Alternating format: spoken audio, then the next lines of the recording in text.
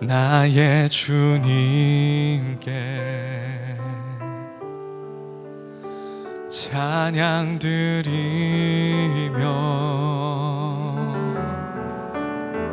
그 크신 사랑 주 임재 감사해.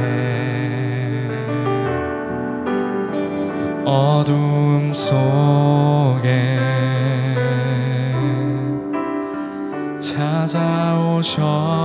찾아오셔서 주님의 영광 보게 하시네. 의심하는 나를 손 내밀어 잡아주시네. 두려움만 내려놓고 주 바라봅니다.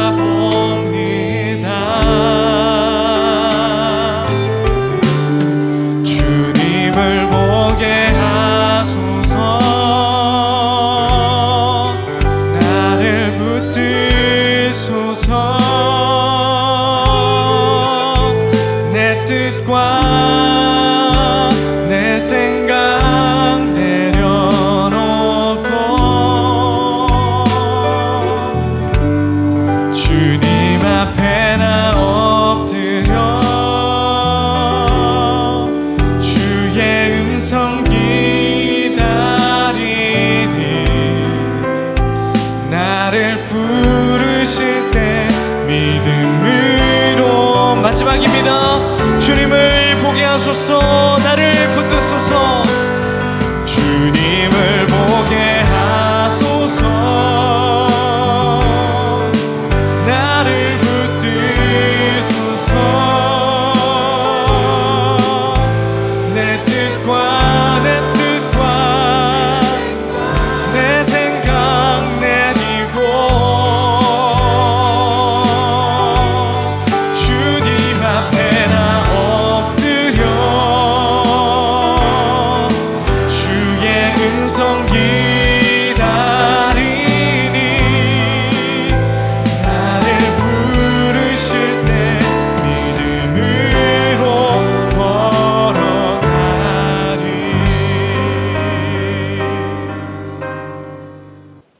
오늘 우리에게 주시는 하나님의 말씀은 열왕기하 5장 10절에서 14절입니다.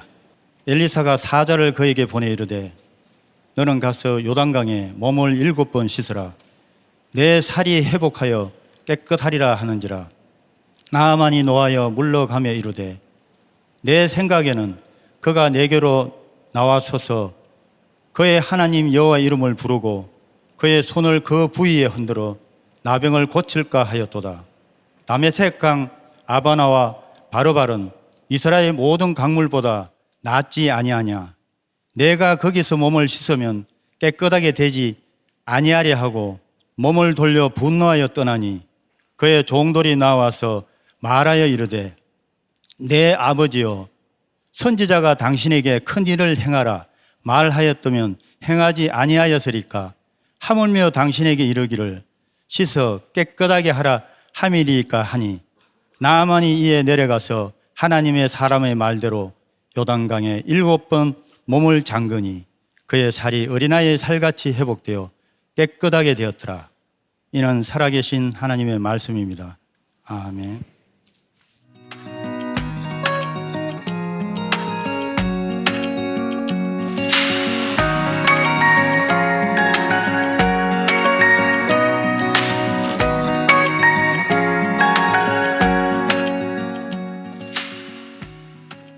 주일 12시 예배 참석하신 성도님들 한 분 한 분을 주님의 이름으로 축복하고 환영합니다.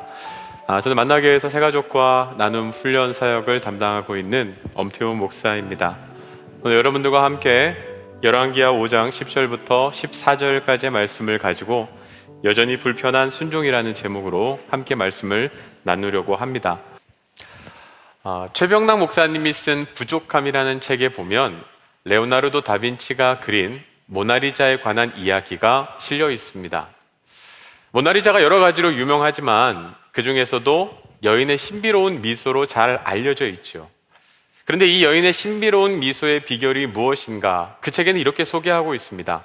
사라진 눈썹 때문이라는 거예요. 이 눈썹이 없는 게 어떻게 신비로운 미소가 될 수 있는가? 눈썹이 없기 때문에 사람들이 더욱 여인의 눈동자를 깊이 볼 수 있게 되고 이 여인의 입가에 조심스럽게 번진 미소를 읽을 수 있게 되더라는 겁니다. 그런 이야기를 해요. 사람들은 대개 부족함을 문제라고 생각하고 불행의 이유라고 생각하며 살아갑니다. 그러나 이 부족함이 우리가 평소에 보지 못하던 것들을 볼 수 있는 힘이 되어준다는 사실요.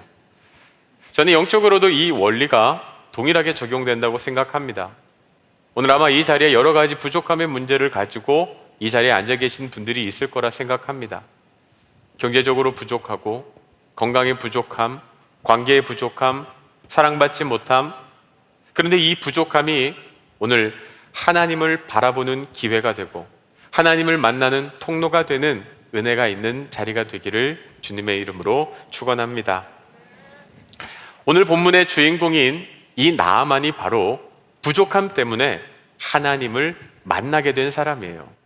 이 나아만이 어떤 사람인지 오늘 말씀을 통해서 한번 살펴보도록 할 텐데요. 열왕기하 5장 1절입니다. 아람 왕의 군대 장관 나아만은 그의 주인 앞에서 크고 존귀한 자니 이는 여호와께서 전에 그에게 아람을 구원하게 하셨습니다. 그는 큰 용사이나 나병 환자더라. 이 나아만에 대해서 이렇게 설명합니다. 그는 당시 세계 최강대국이었던 아람 제국의 군대 장관이었고요, 왕의 신임을 받던 제국의 2인자였다는 거예요. 소위 성공한 인생이죠. 모든 것을 가졌고 누릴 수 있는 인생.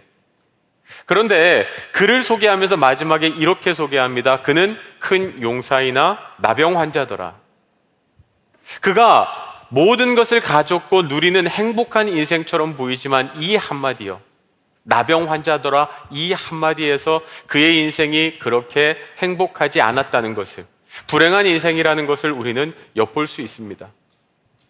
여러분, 우리 인생을 힘들게 하는 것은 그 한 가지 부족함 때문이에요. 수많은 것을 가졌어도 나에게 없는 그 한 가지 부족함 때문에 우리가 불행을 경험하게 되더라는 겁니다. 여러분, 이 나병이 어떤 병입니까?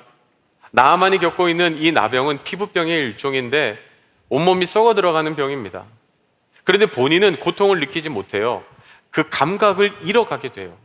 그래서 무서운 게 어느 날 아침에 일어나는데 손가락, 신체 말단이 떨어져 나가 있고 코가 뭉개져 있고, 그런데 정작 자신은 그걸 알지 못하는 끔찍한 병이죠. 그런데 이 나병이 더 무서웠던 것은 당시에 이 나병이 부정한 병으로 여겨져서 이 병에 걸리면 사람들로부터 추방당하고 격리되었기 때문에 그렇습니다. 물론 나아만은 높은 지위에 있었고 또 왕의 신임을 받았기에 나병이 걸리고서도 아마 사람들 속에서 그냥 평범하게 괜찮은 척 살아갈 수 있었던 것 같아요. 그렇다고 해서 자기가 나병인 것을, 자기의 환부를 드러내 보이며 살 수는 없었겠죠. 그래서 어떻게 했을까?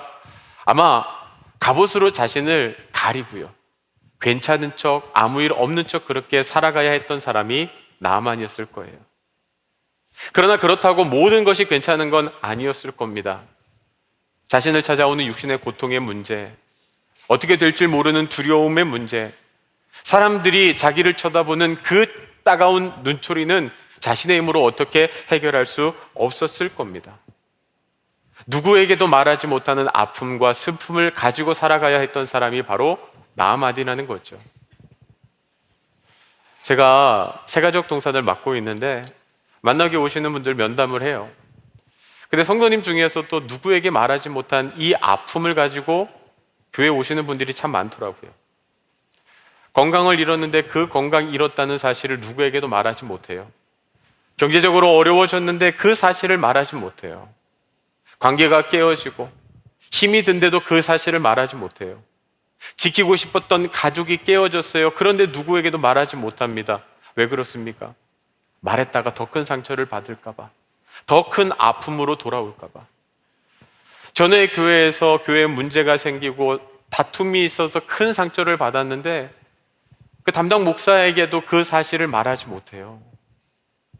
그렇게 말하지 못한 아픔, 슬픔을 가지고 살아가는 분들이 많이 있더라고요. 나아만처럼. 저는 나아만이 하나님을 만나서 그 말할 수 없는 아픔의 문제가 치유되고 회복되었듯 오늘 이 자리에 계시는 우리 성도님들이 하나님을 통하여서 그 문제가 해결되어지고 치유되는 은혜를 경험하게 되시기를 간절히 바라고 원합니다. 그런데 그 나아만에게 어느 날 기쁜 소식이 들려옵니다. 그 기쁜 소식이 무엇인가? 자신의 이 나병이 나을 수 있다는 거예요. 저희 3절 말씀을 한번 보도록 하겠습니다. 그의 여주인에게 이르되 우리 주인이 사마리아에 계신 선지자 앞에 계셨으면 좋겠나이다. 그가 그 나병을 고치리이다 하는지라.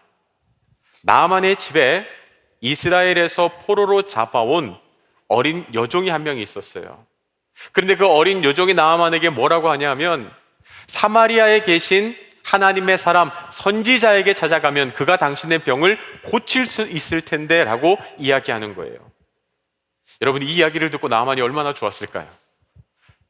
고칠 수 없는 이 나아만, 불치의 병으로 여겼던 이 나병이 나을 수 있다는 거예요. 절망 가운데 한 줄기 희망을 본 거죠. 너무너무 좋았을 거예요. 너무너무 기뻤을 거예요. 그런데 또 한편으로는 걱정되는 것이 있었을 것 같아요. 그 말을 해준 사람이 어린 여종이에요. 어린 아이예요. 보잘것없는 존재입니다. 근데 그 어린 아이의 말을 믿고 수백 킬로를 걸어서 그 하나님의 사람을 찾아간다? 그래서 아무 일도 일어나지 않으면요, 나의 병이 낫지 않으면 얼마나 허무하겠습니까?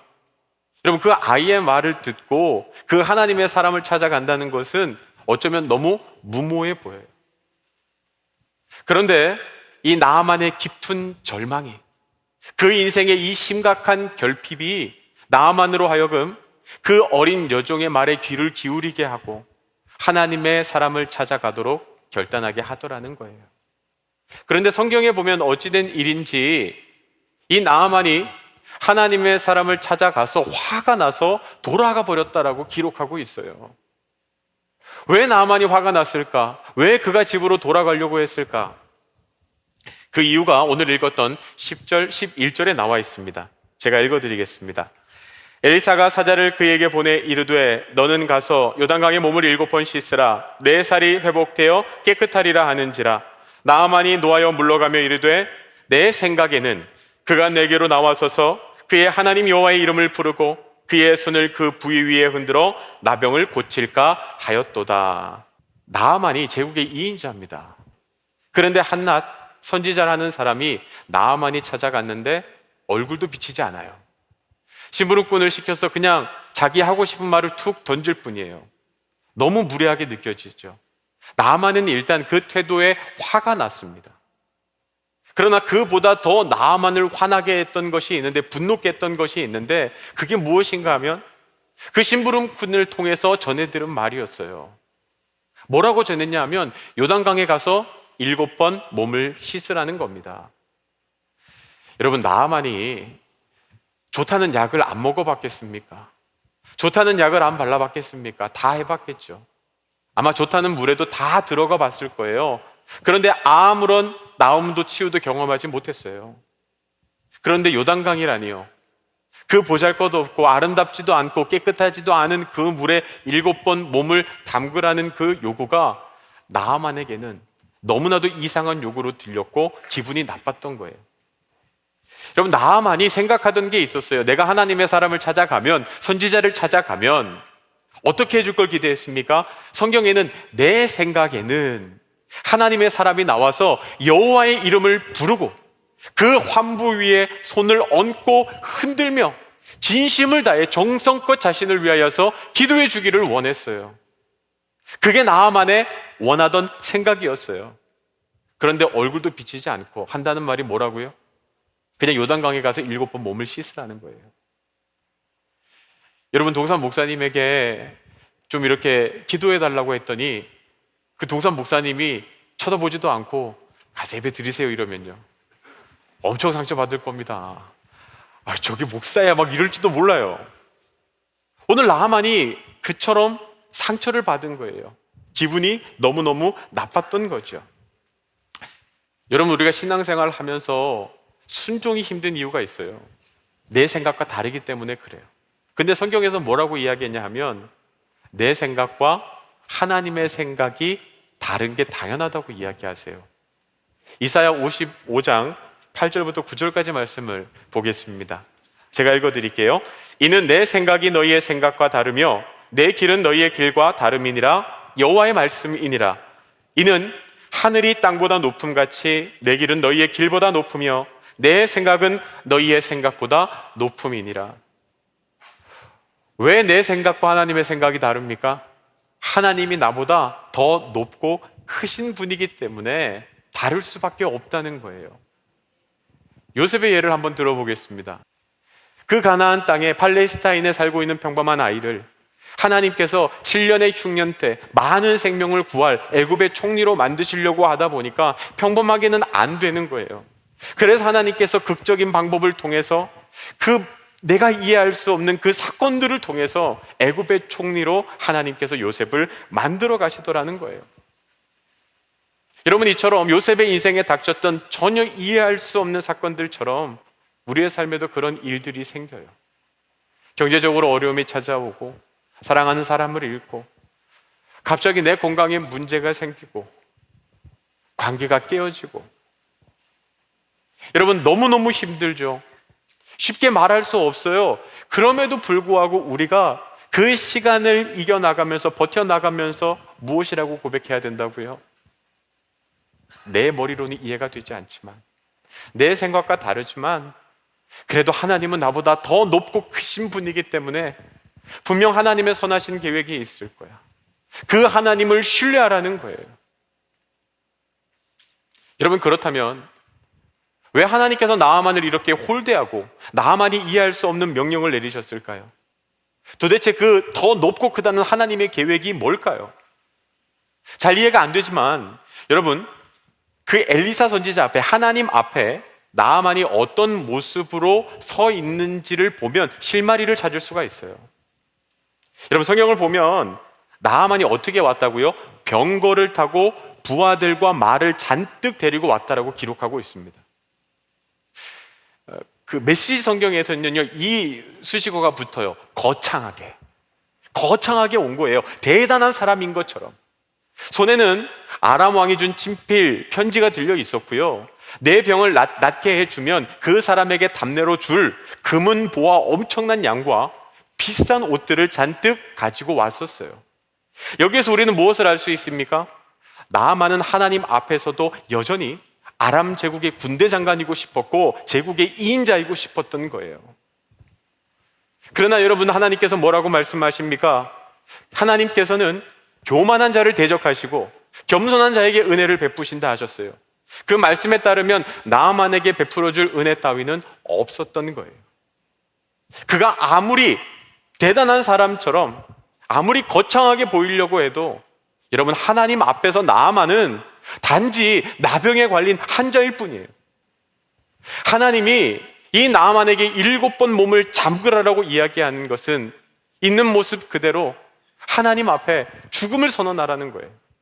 그리고 하나님 앞에서 새롭게 태어나라는 것을 의미하는 거죠.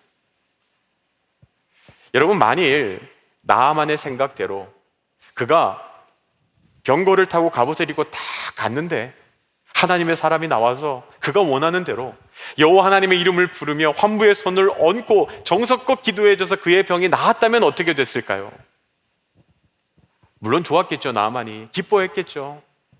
나는 이런 대우를 받아도 되는 사람이야. 나에게 이런 은혜를 베풀어 줬으니 내가 너가 상상할 수도 없는 어마어마한 선물을 줄게.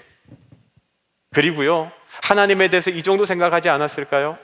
야, 이스라엘의 신이 있다더니 야, 이 신 괜찮네, 능력 있네, 내 병을 고쳐줄 정도면 그래도 대단하네. 그냥 그렇게 돌아갔을 거예요. 여러분, 우리는 상태의 변화에 관심이 있어요. 근데 하나님의 관심은 존재의 변화예요. 쉬운 말로 하면 우리는 병이 낫는 것에 관심이 있고 우리의 경제적인 문제가 해결되는 것에 관심이 있어요. 깨어진 관계가 다시 회복되는 그 상태의 변화에 관심이 있어요. 그러나 하나님은 우리 상태의 변화보다 더 관심을 가지는 게 있는데 바로 우리 존재의 변화라는 거예요. 단순히 나아만의 병이 낫는 것에 관심이 있는 것이 아니라 나아만이 나아서 그가 존재가 변하는 것, 하나님이 어떤 분이신지 알게 되기를 원하고, 그가 하나님의 능력을 인정하게 되기를 원하고, 그가 하나님 안에서 온전한 예배자로 서는 것을 하나님이 원하신다는 거예요.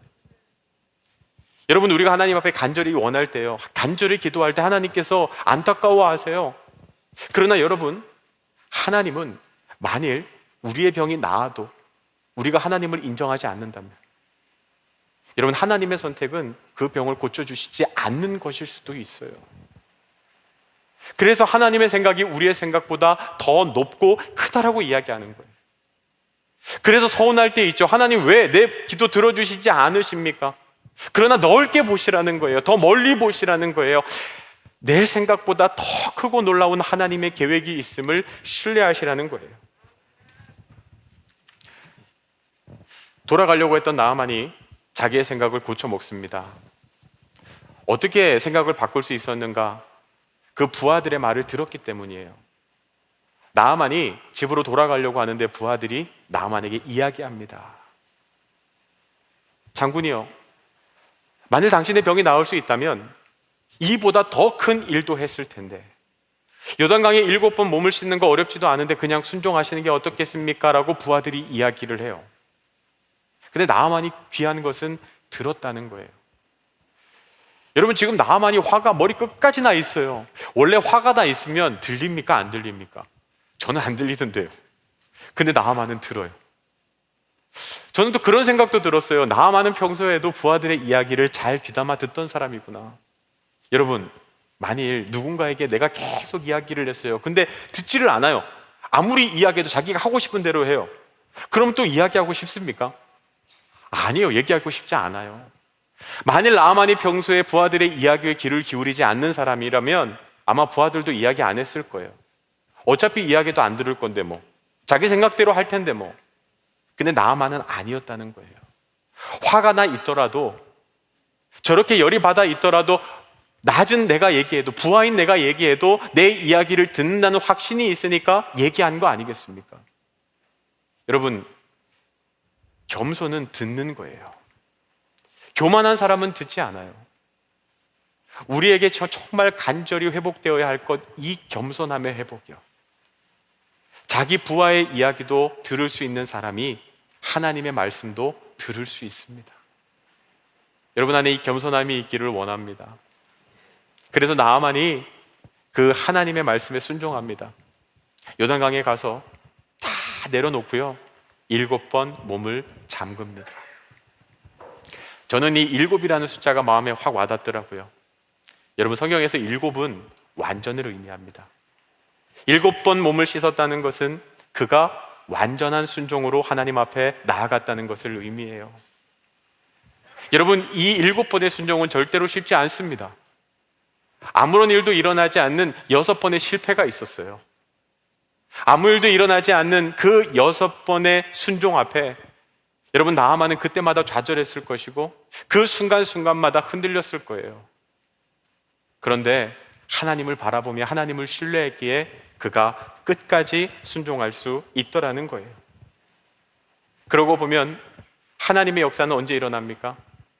끝까지 순종했을 때, 완전히 순종했을 때 하나님의 역사가 일어나더라고요. 여리고성이 언제 무너집니까?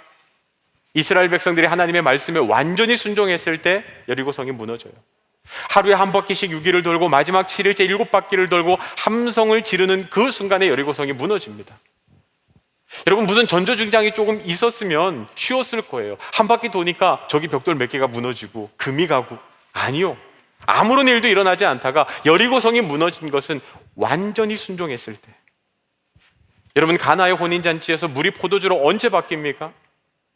하인들이 예수님의 말에 끝까지 순종하여서 연회장에게 그 물을 떠다 줬을 때 그 순간에 물이 포도주로 바뀌더라는 거예요. 여러분, 하나님은 우리에게 온전히 순종을 요구하세요. 설령 아무런 일도 일어나지 않은 6번의 순종에 여러분이 서 계실지 몰라요. 하나님 이렇게까지 했는데 왜 내 삶에 아무런 역사도 변화도 없습니까? 그러나 여러분, 이 순간을 잘 이겨내시고요, 7번 순종의 자리까지 나아가시기를 바랍니다. 근데 제가 설교를 준비하면서 이 부분이 제일 힘들었습니다. 제가 순종하라고, 끝까지 순종하라고 여러분한테 말씀을 드려야 되는데 막상 제가 제 자신을 돌아봤어요. 나는 끝까지 순종할 수 있는가? 자신이 없더라고요. 아니, 아무런 일도 일어나지 않는 6번의 그 순종을 어떻게 이기고 7번까지 순종할 수 있을까? 그렇게 해야 되는 건 아는데 과연 내가 그렇게 할 수 있을까? 그 고민을 하고 있는데 하나님이 한 사건을 통해서 깨달음을 주시더라고요. 후배 한 명이 저한테 이렇게 상담을 했어요. 뭐 특별한 상담은 아니고 스피커를 하나 사고 싶은데 이 스피커 괜찮냐? 왜냐하면 제가 그 스피커를 사용해 봤거든요.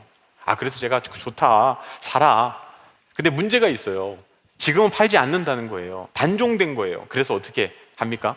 중고 사이트에 이제 찾아봤죠. 마침 올라온 게 몇 개 있었어요. 그래서 이게 좋겠다, 이게 새 거 같아, 제일 좋겠다 해갖고 거래를 잡았어요, 그날 저녁에. 그리고 이제 저랑은 헤어졌죠. 그리고 나서 저녁에 아내랑 밥을 먹고 있는데 아내가 그러는 거예요. SNS에 사진이 올라왔대요. 거기 샀다는 거예요, 스피커를. 사기로 했으니까. 근데 아내가 그래요? 새 거 산 거 같다고. 제가 그랬죠. 아니야, 중고 사기로 했어. 아내가 또 이야기합니다. 여보, 박스도 있는데 새 것 같은 중고 산다고 했어. 아내가 또 이렇게 이야기하는 거예요. 여보, 비닐도 있어. 새 것 같은데 내가 보기엔. 제가 그랬죠. 아니라고, 새 것 같은 중고 사기로 했어 하고 제가 딱 봤어요. 웬걸, 다른 걸 산 거예요. 진짜 새 거를. 제가 그 순간에 뭐 다른 거 생각이 하나도 안 나요. 근데 갑자기 덜컥 내가 뭔가 큰 잘못을 저지른 것 같다는 느낌이 확 들더라고요. 왜냐하면 저희 아내가 결혼할 때 저한테 그랬어요. 여보, 결혼하면 단 건 다 괜찮은데 당신은 어느 순간에도 언제든 내 편이어야 돼. 그리고 내가 무슨 말을 하든 내 말을 믿어줘야 돼. 그래야 같이 살 수 있어. 근데 제가 지금 아내 말을 안 믿은 거잖아요. 순간 확 이렇게 마음이, 내가 큰 죄를 지은 것 같다라는 생각이 드는데 한편으로 하나님이 저한테 주시는 마음이 있었어요. 결혼 생활하려면 어떠한 순간에도 네 생각과 다르더라도 아내 말을 잘 들어야 결혼 생활을 잘 유지할 수 있듯, 신앙생활도 네 생각과 다르더라도, 주변의 상황과 환경이 다르더라도 하나님의 말씀을 잘 들어야 신앙생활 할 수 있는 거야 라는 마음을 주시더라고요. 저는 순종해야지, 순종해야지, 순종해야지, 그냥 그 마음만 앞섰어요. 근데 누가 순종할 수 있습니까? 하나님을 온전히 신뢰하는 자, 하나님을 온전히 바라보는 자, 상황이나 환경을 바라보지 아니하고 하나님을 바라볼 수 있는 자가 결국 순종할 수 있는 거더라고요. 여러분, 상황과 환경은 계속해서 변해요. 우리를 흔들어요. 근데 그 상황이 아니라 하나님을 바라보셔야 돼요. 변하는 상황, 환경 바라보면 절대로 순종하지 못합니다. 그런데 누가 순종할 수 있어요? 하나님 바라보는 사람, 하나님 신뢰하는 사람이 순종할 수 있다는 거예요. 여러분, 하나님을 바라보는 것은 저절로 되는 것 아닙니다. 여러분의 삶에서 의도적으로 훈련하셔야 돼요. 시간을 내서 하나님을 바라보는 시간을 가지셔야 됩니다. 바이블론 365를 통해서 성경 말씀을 읽으며, 여러분이 기도하는 시간을 통하여서, 예배하는 시간을 통하여서, 찬양하는 시간을 통하여서 하나님을 바라보는 시간을 평소에 계속해서 마련하셔야 여러분이 이 선택의 순간에요, 이 어려운 이 순간에 하나님을 바라보고 순종할 수 있더라는 거예요. 설교를 준비하면서 참 마음에 힘든 게 있었어요. 제가 너무 쉽게 여러분 순종하셔야 됩니다라고 이야기할까 봐. 그까지 순종해야 여러분 하나님의 기적이 일어나요. 여러분에게 하나님의 치유와 기적이 일어나지 않는 이유, 여러분이 끝까지 순종하지 않아서 그래요 라고 제가 얘기할까 봐요. 아니요, 여러분, 저한테도 순종이 쉬웠던 적은 한 번도 없었어요. 그 순간의 순종의 순간이 너무너무 힘들었어요. 근데 여러분, 그 시기를 이겨낼 수 있는 힘은 고백 하나예요. 하나님은 옳습니다라고 하는 그 고백이요. 그 윤선 디자인 대표인 정유선 씨가 2020년 다니엘 기도회에서 이런 간증을 하셨어요. 가장이었던 남편이 뇌종양으로 투병하면서 인생의 깊은 절망을 경험했다고, 아무것도 할 수 없는 그 순간에 하나님을 정말 많이 원망했다고, 하나님 도대체 저한테 왜 이러시냐고, 하나님 이렇게까지 해야 되냐고, 하나님이 틀린 거라고 그렇게 대들었대요. 그런데 하나님이 그때부터 도우기 시작하시더래요. 한번 해본 적이 없는 디자인 일을 시작하게 하시고, 남편의 병을 만져주시고, 그렇게 하나하나 회복되어 가는 과정을 통해서 그가 했던 고백이 뭐냐면, 하나님은 늘 옳습니다라는 고백이요. 그 인생에 다 문제가 해결된 게 아니에요. 남편의 병이 재발하고 또 다른 어려움이 찾아오고, 그런데도 이제는 흔들리지 않는데요. 왜냐하면 그때마다 그래도 하나님은 늘 옳습니다라는 고백이 있기 때문에. 저는 이 고백이 여러분의 한 주의 삶의 고백이 되셨으면 좋겠어요. 평생에 다 잊을 수 있지만 이 한마디, 그래도 하나님은 옳습니다라고 하는 이 고백이 여러분의 삶을 잡아주기를 원합니다. 그것이 여러분의 고난을 이겨낼 수 있는 힘이 되어지고 여러분의 그 믿음의 고백이 되시기를 원합니다. 정유선 씨가 대표가 남편과 함께 이 하나님은 늘 옳습니다라는 제목으로 곡을 만드셨는데, 설교를 준비하면서 저한테 너무너무 떠나지 않는 그 울림이 있었어요. 그래서 여러분과 함께 나누고 싶어서, 근데 잘 모르실 것 같아서 제가 미셸 전사님께 특송을 부탁드렸습니다. 여러분 들으시고요, 또 아시는 분들은 함께 찬양하며 결단했으면 좋겠습니다.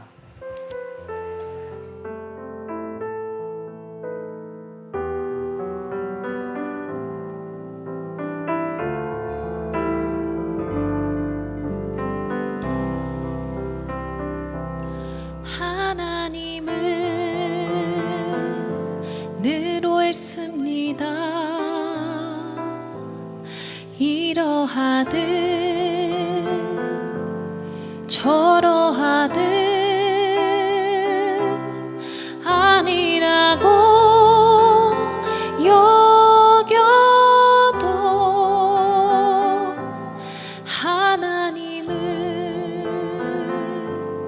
옳습니다. 내 마음속에 새겨진 변함없는 그 진리,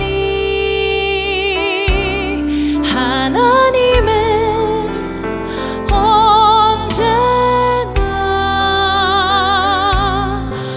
어디서나 옳습니다. 그러하지 않아도 하나님은 늘 옳습니다.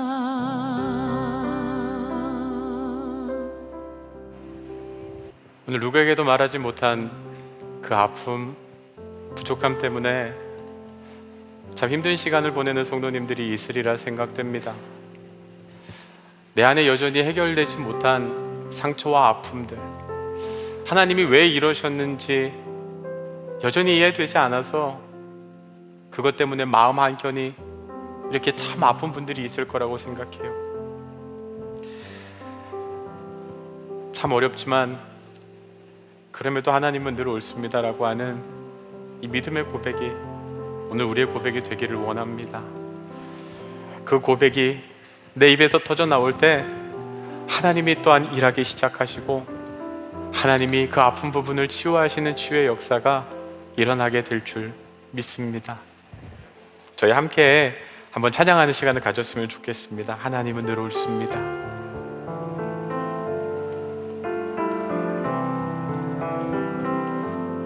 하나님은 늘 옳습니다. 이러하듯 저러하듯 아니라고 여겨도 하나님은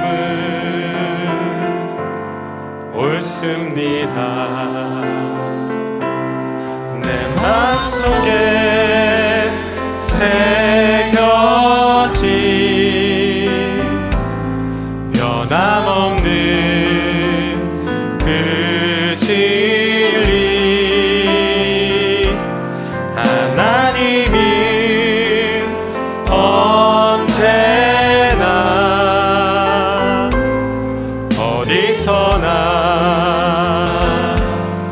옳습니다. 그리하지 않아도 하나님은 늘 옳습니다. 이제는 우리 주 예수 그리스도의 아니없는 은혜와 하나님 아버지의 충만하신 사랑하심과 성령님의 교통하심의 역사가 그 어떠한 순간에도 하나님은 늘 옳습니다라고 고백하기를 다짐하는 우리 믿음의 성도들 머리머리 위에 이제로부터 영원까지 충만하게 부어지기를 간절히 축원하옵나이다. 아멘.